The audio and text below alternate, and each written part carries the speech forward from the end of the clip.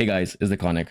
And with 3.27 Keepers of the Flame just around the corner, it is time to decide on what your league starters are going to be. So over the next few days, I will be making more guides like these for league starters to consider going into it. But that being said, let's go over the updated guide for Wretched Defilers, which will be my personal league starter for 3.27. Starting off, let's go over why we're going Wretched Defilers. Now, there are a couple of strong reasons why Wretched Defilers are going to shine in Keepers of the Flame, but the biggest reasons are: number one, with Breach seeing a return, there is going to be a very real need to clear multiple screens of enemies very quickly, and Wretched Defilers have the coverage required to make them very excellent candidates for this. And then number two, boss carries are also going to be very popular, I think, just due to the introduction of Bloodline Ascendancies. With Doriani's prototype, on the higher budget at least, all non-Uber bosses should basically become paper, so you should be able to engage with any boss carrying you want to do whatsoever. This build guide is going to be split up into multiple sections. We're going to be going in the order that you would likely progress during Leaguestart, i.e. we went through the leveling section, then the low budget, then the medium budget, and then finally the high budget. And in the high budget version, I will go over the different mechanics at play and like more in detail as to what we're scaling. But just to give a general idea of how you would go about going from 0 to hero on the Wretched Defilers, we're going to go over the leveling section. Now, for anybody that has followed any of my leveling build guides in the past, you would know what my color scheme is. But to reiterate it, anything that shows up in red is basically saying it's going to be dropped or will be changed in some capacity by the time the act is done, or maybe in the next act. But anything that's in green is probably staying that way the way it is. Now, for Act 1 specifically, anything above this line basically is staying, and then once it shows up red below the line, it's going to be leaving. So as an example, Rolling Magma is going to be the first skill you pick up once you finish killing Hillock, and you're going to use that until you get SRS. Once you get SRS, you're not using Rolling Magma anymore. And SRS is in red because you soon after become a 3-link, which it stays being a 3-link for a while. Then once you get to Absolution, you're going to drop SRS, and it keeps going on like this basically. That being said, I have actually put SRS in red because you do drop it for Absolution.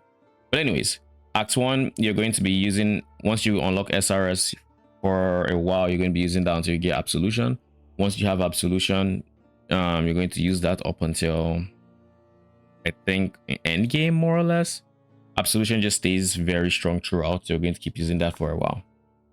Anyways, you're going to try to get Val Absolution in, I believe it's Act 2. There is a free corruption there that will hopefully give you Val Absolution. If you don't get it, it's not the end of the world. I typically level without Val Absolution, but just in case you get lucky, then that's good. Act 2, the gems are going to be the same. You don't really change much aside things here. Nothing really there to talk about. Clarity and Vitality, you're going to upgrade them until you feel there is a bit of pressure on your mana, on your unreserved mana, and then you leave them for a bit. Then by Act 3, you're going to pick up your first 50% aura, which is Purity of Elements, etc. The biggest thing to note is just that you have access to this loadout here, so you can always use that to switch all your things through Act 1, Act 2, so your tree switches as well. And then when you do get to the acts that do not have skill sections, you are going to have to just go to the tree section and just go for Act 5, Act 6, and the tree keeps shaping up as you keep going along. Another thing to note is early on, we tried to get Spiritual Aid because we would like an easier time spawning our Absolution. However, once we get permanent Spectres that actually deal a very decent amount of damage, we soon after drop Spiritual Aid. So just keep that in mind. You're going to respec it with gold, so it's not a big deal. And then on the topic of the actual DPS Spectres you're going to be using, you're basically going to level using Harry's Watch. And this is going to be the case until you either switch to Defilers in the end game, or you get a Reverberation Rod. Whenever you get a Reverb Rod, you are going to, instead of using Harry's Watch, you're going to then switch to Slave Drivers using these links in the weapon, because Harry's Watch can't really use Reverberation Rod, but with Slave Drivers you then have a pseudo 5 link, if I remember correctly.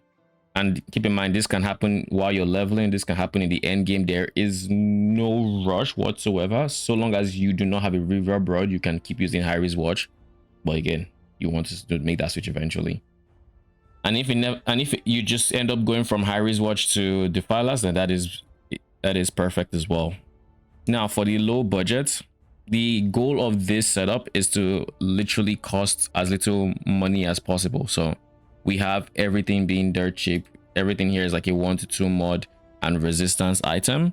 So you really just want to get these uniques, which are going to be the more pricey parts. That and enduring composure, which would be very big defensive boost. These will be the most expensive parts on Leaguestart, but everything else should be on the relatively cheaper side.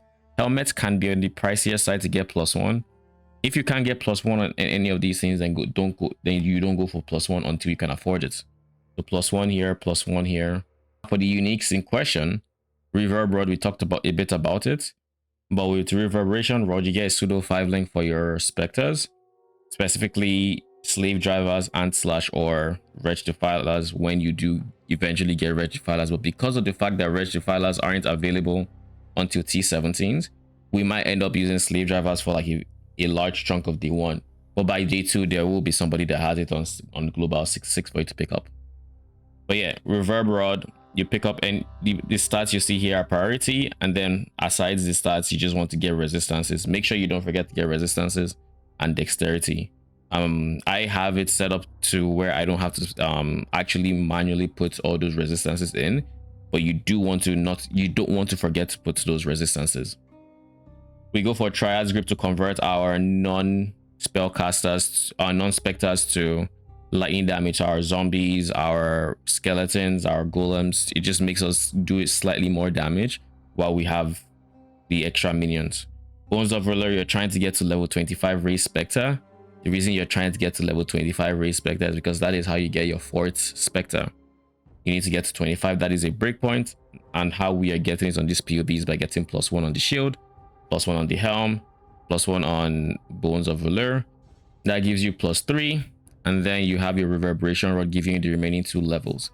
If you're not able to afford a +1 here, +1 here, you can alternatively switch minion damage to empower, but minion damage is still more damage than empower would be, so just keep in mind that that would be a temporary solution, and you do still want to get the +1s.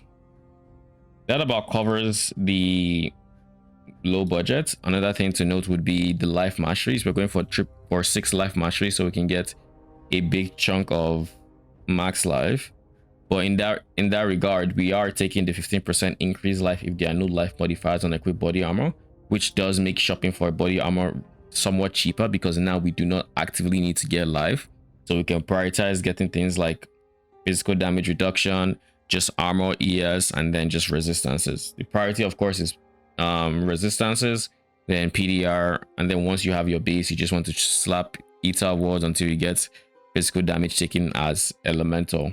Probably not chaos, because you're probably not capped on chaos at this point, but elemental for sure.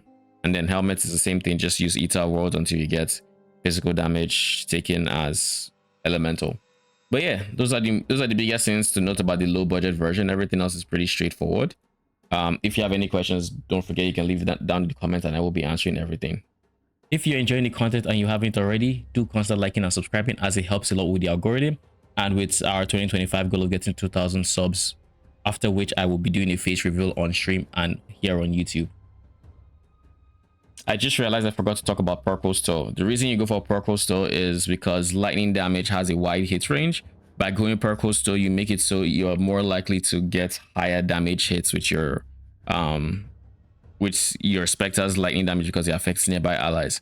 This means that you do in fact have a big damage multiplier in the form of Purple Stow, but on the flip side, you have lightning damage doing on average bigger damage to you, and to compensate for that, we have slightly increased max resistances to help with that.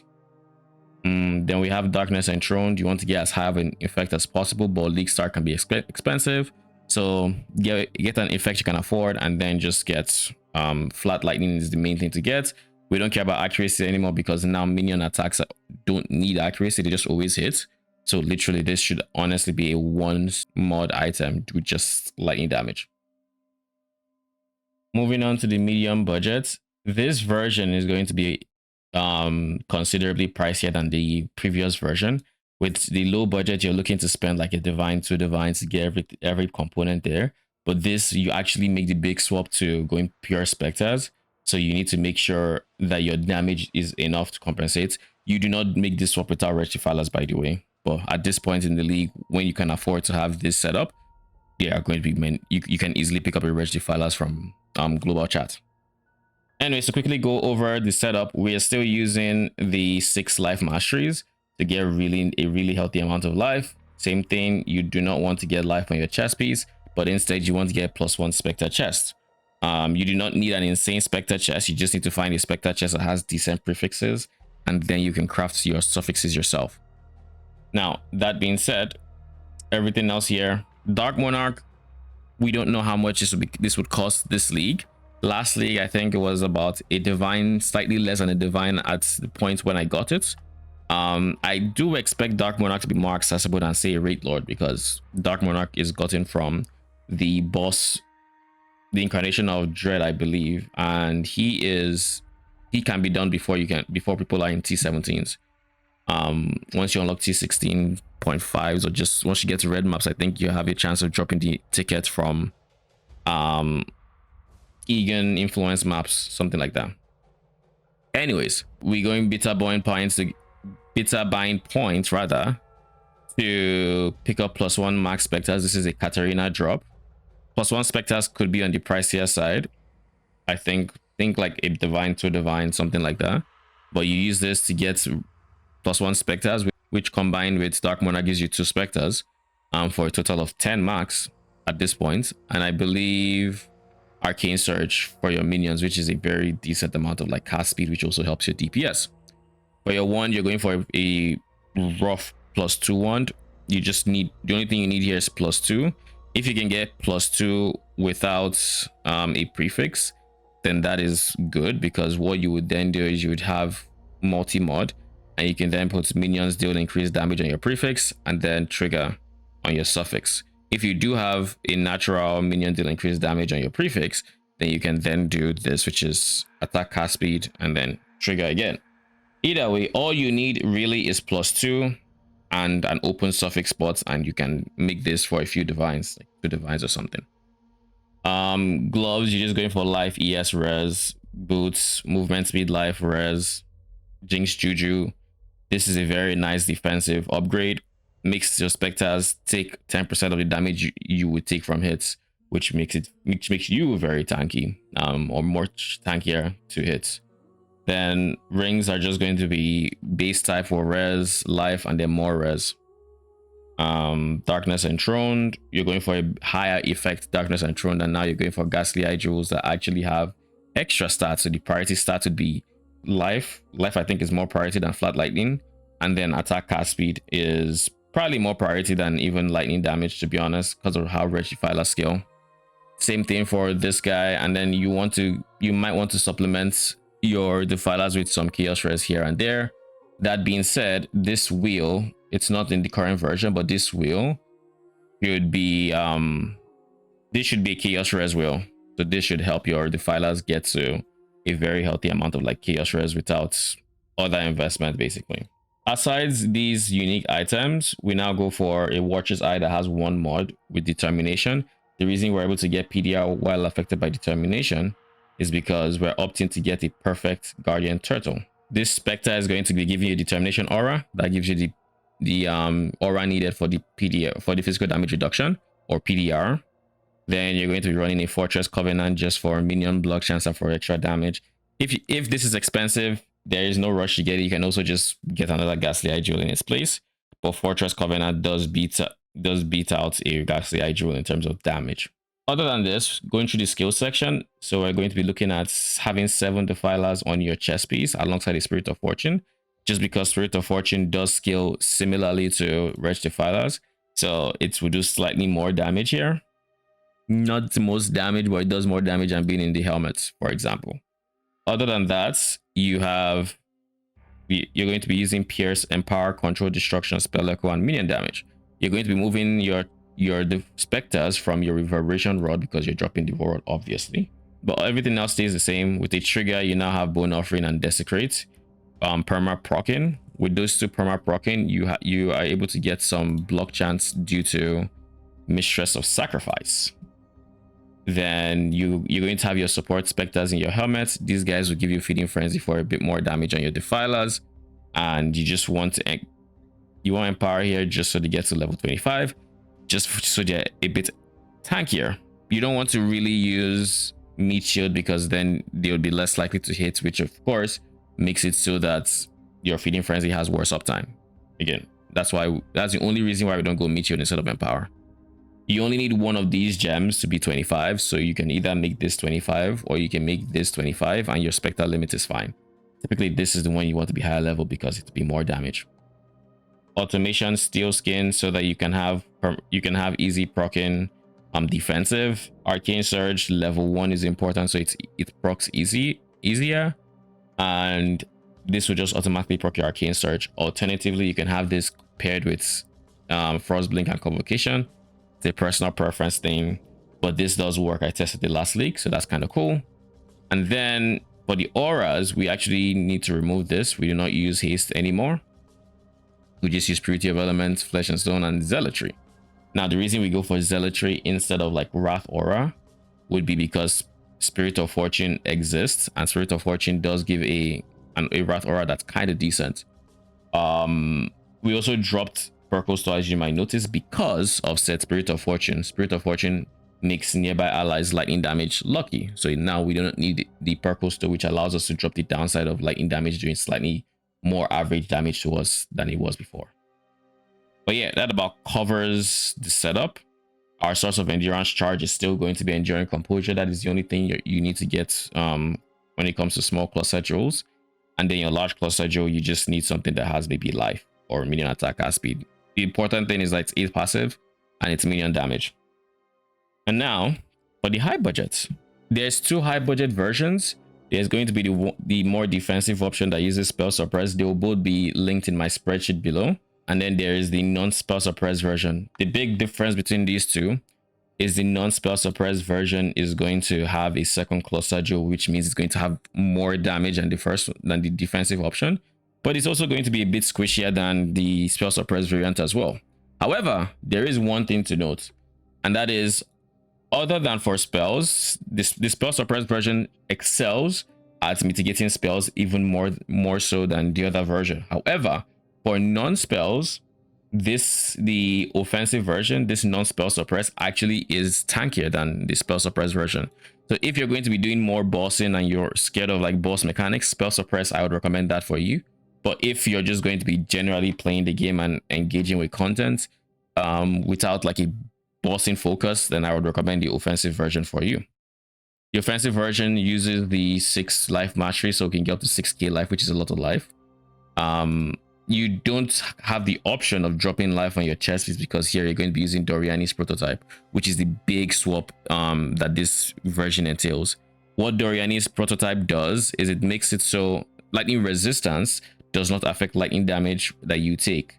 However, your lightning resistance will then affect nearby enemies. So this makes it so that we can get to -200 lightning resistance without instantly evaporating to lightning damage because we have no resistances. But that means we no longer have resistance for lightning, so lightning becomes very scary. Now, with lightning being scary, we have to find a countermeasure to this. And the way we opt for that is by converting all the lightning damage we take to other elements. And the way we achieve that is by we pick up a Glorious Vanity that says sacrifice in the name of Zibakwa. This makes it so the keystone here, where you allocate Glorious Vanity, will have Divine Flesh. Divine Flesh converts 50% of all elemental damage taken to chaos. Elemental being including lightning, cold, and fire. So now we have 50% of lightning being converted. So we are only worrying about the remaining 50% that is unconverted. To make up for that, we are going to be using a Watcher's Eye that has the modifier 20% of fire and lightning damage taken as cold damage, specifically cold, while affected by Purity of Ice. So now an extra 20% is being converted to cold damage. So now that's 70% total conversion of lightning damage to other elements. And then to get the remaining 30% that is left over, we're using a Sublime Vision for 30% of fire and lightning damage taken as cold while affected by Purity of Ice. But Sublime Vision makes it so we cannot use other auras. So now the only aura we're going to be using is Purity of Ice rather. So with this setup, you are able to get 100% of lightning damage taken as cold and chaos, which is why we're able to go for only cold and chaos res, because all the fire damage we're taking is being converted to cold and chaos, and the same thing goes for lightning damage. So now we have no downside from Doriani's, and now we're just setting enemies lightning res to -200, which is a huge damage multiplier. That is the big swap that comes with the high budget version. So I wouldn't recommend switching until you have all the pieces required to convert. So which is again the Glorious Vanity, the Watcher's Eye, and the Sublime Vision. Those 3 items. Once you have those 3 items, however, you can then make the swap to get to -200 lightning res. A, you want to make sure you're not getting any lightning res, and B, you want to make sure you're getting minus lightning res from Kalandra Reflected Rings. Kalandra Reflected Rings can have up to, I think, -100 and something lightning res, maybe even more if you go like minus all res. I just didn't go for minus all res because why would you? If you can get it with only minus lightning res. Then as a secondary, if you can find one that has positive minion damage and positive attack cast speed, you go for it. But the priority here is life and minus lightning res. Then we're still going to be using Bitter Bind Points, which is still +1 Spectres. If you can get that corrupted, and that's good. If you can't, that's fine. Dark Monarch, you're going to be getting level of socketed minion gems optionally. The reason why that would be nice is just because your support minions get to be tankier, and because we now move our Spirit of Fortune over to the helmet slot in this variant, it makes it do a bit more damage. And the reason you want it to do more damage is because we're going to be relying on it to apply shocks through overcharge support. With overcharge support, I believe I was seeing like shocks up to like 30%, 40% last week. So this is a very, very nice setup to have for your Spirit of Fortune to deal, or actual shocks, so your overall DPS increases. Other than that, it's very optional. Increased life is also just very comfy to have. At this point, it is important to note that you cannot use Energy Shield as a defensive layer. Why? Because Divine Flesh, which we got for the conversion, also makes all damage bypass Energy Shield. So now Energy Shield is basically useless. The only thing that we could use it for is to spend as like over mana instead. But because we are using Sublime Vision, we don't reserve all our mana anyway, so we really don't need to do that.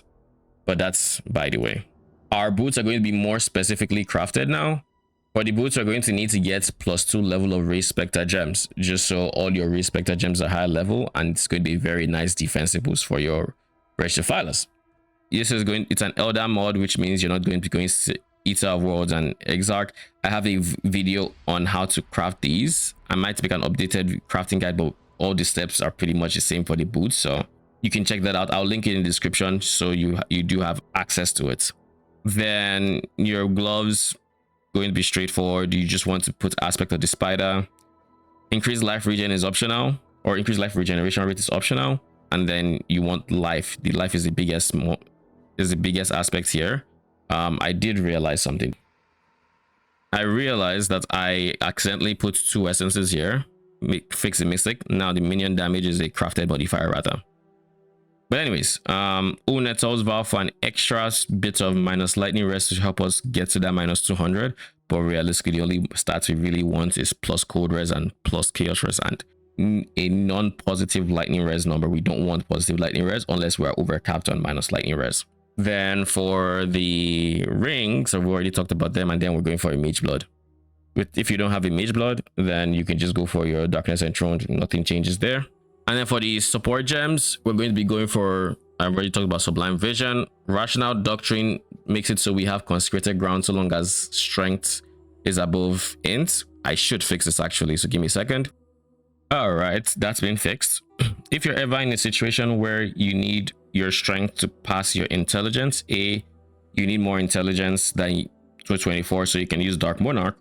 But B, the way you do that is once you're above that amount, you can then just anoint intelligence nodes until you fall below strength, and then you have your consecrated ground back.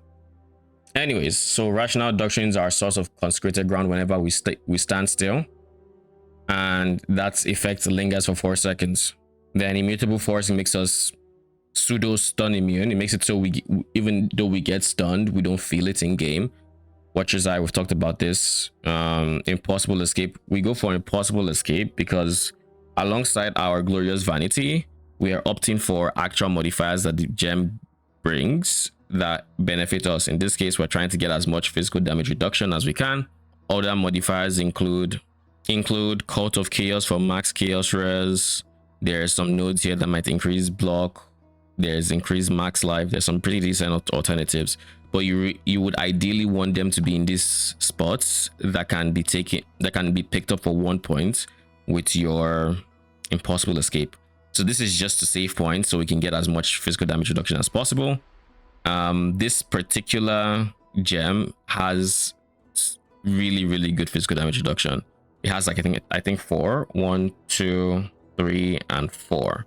So very nice one to have. Highly recommend. But as of last season, people were actively looking for this for seed number 4253, so it's unlikely you'll get it. I do have a video on how to find timeless shows that you can use. Again, I'll link that in the description because it will be useful for you going into this league. And then we have a Megalomaniac. The important thing to get from the Megalomaniac is going to be Enduring Composure, which is again still our source of endurance charges. But we also have Dread March, which is just to give our minions PDR, Chaos Res, and movement speed. The Chaos Res is just nice to have because you're going to be running into T70 modifiers that give enemies chaos damage, poison, all these things, and you just want them to have that little bit of the more mitigation for it. And again, as of next patch, this will give Chaos Res, so also very nice. And then for the skills, because of the way Doriani's prototype works and how it sets enemies' resistances to a set amount, we are no longer opting for a regular curse. We're not using conductivity anymore. We're not going for exposure. None of that matters because we can't actually adjust the enemy's lightning res. But what we can do is we can use Sniper's Mark, which increases the damage they take from projectiles, which is a very big damage multiplier. And we're going to be pairing this with Arcane Surge and Convocation and Frostblink, just so when we cast any of these, we're going to get Arcane Surge, which then gives Arcane Surge to our Spectres. And again, you do still have the option of going for the defensive, or it's with Steel Skin, but because Steel Skin is going to be on a cast when damage taken, it's not going to be as effective with Arcane Surge, which is why I switched it here. Here we're going to be using 7 Wretched Defilers in our main body armor. These are going to be the support gems.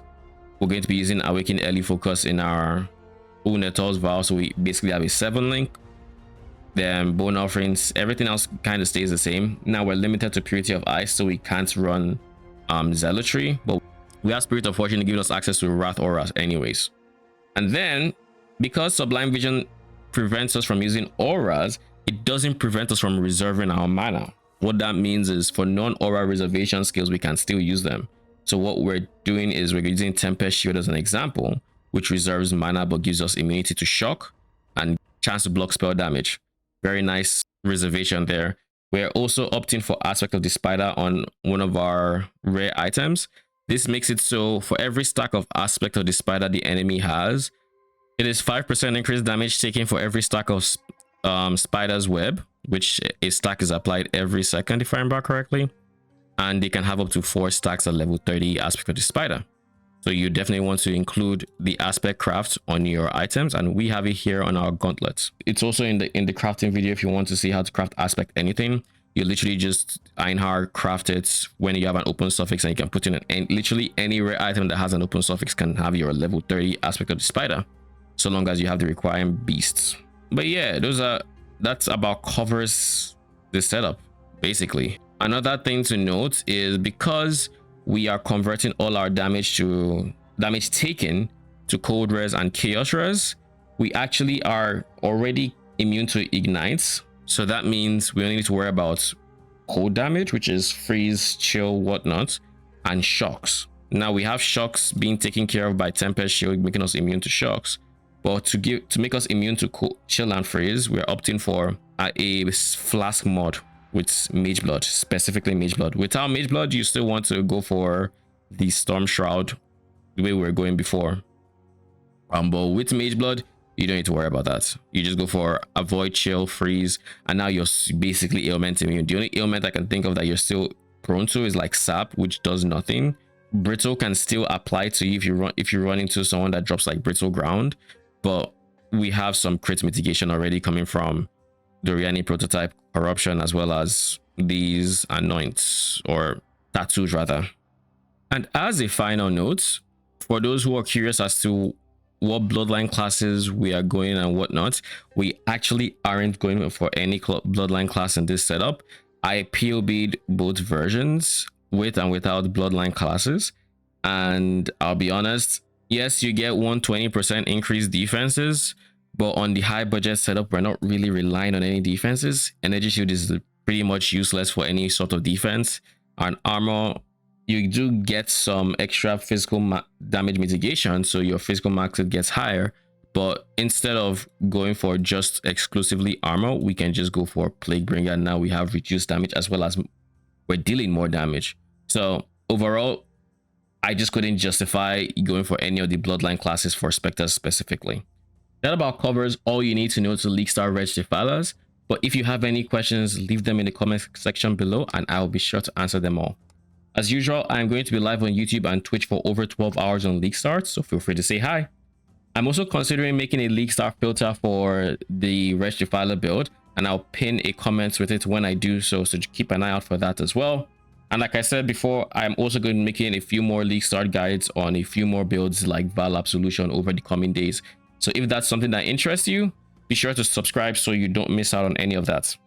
And while you're down there, please drop a like if you enjoyed the video. That helps out a lot with the algorithm. And with all that said, thank you for watching.